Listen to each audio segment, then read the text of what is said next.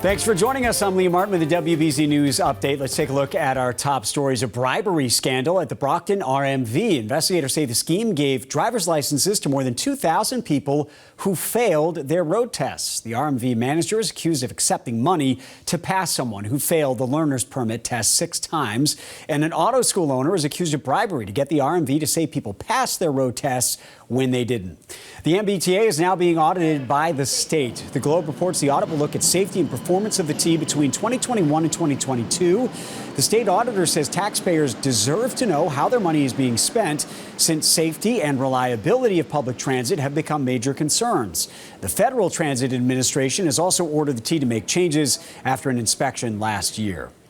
The school department in Westport is taking legal action against social media companies over their students' mental health. The superintendent says the school district is joining a nationwide lawsuit against Facebook, Instagram, TikTok, and other apps. He says social media can be bad for students, and many of them agree.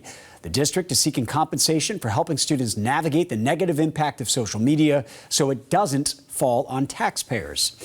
Let's get a check of our next weather forecast now with meteorologist Zach Green. Expecting a storm tonight, Zach. Yeah, that's going to be well later today. So unfortunately, it is going to impact the first half of the weekend. But fortunately, we're really not within the midst of that for the end of the week. This morning, mostly sunny skies. Temperatures are going to be moderating. And we're back into the low and mid 40s as we roll into the height of our afternoon. We'll begin to cloud things over. And I think the 47 we see over in Taunton, a little bit out of reach. Generally quiet winds, though, so really nothing in store as we go to after school plans. Or actually, your Friday evening dinners are doing just fine as well. It's going to be 11 p.m. and onwards that we start to kick off this event from central to eastern Massachusetts, an hour or two prior to that point on the western side of the state. So if your travels are going to be taking you out to the Berkshires, you're definitely going to have some slower conditions once we move just to the west of Springfield. But by the time we move into the overnight hours, everyone within at least a good blanket of snow at the onset of this system. However, 5, 6, 7 a.m. once we get closer to sunrise, we'll be increasing the wind speeds and increasing the temperatures, and that is going to make a dramatic difference in the type of precipitation across the region.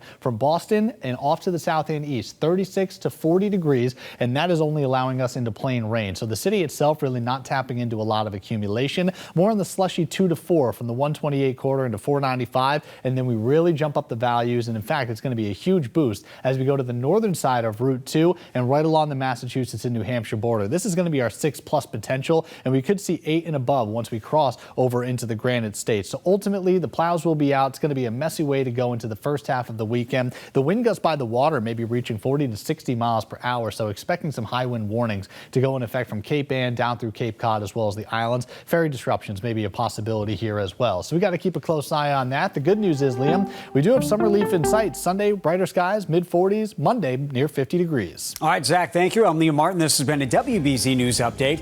Have a great day, everybody.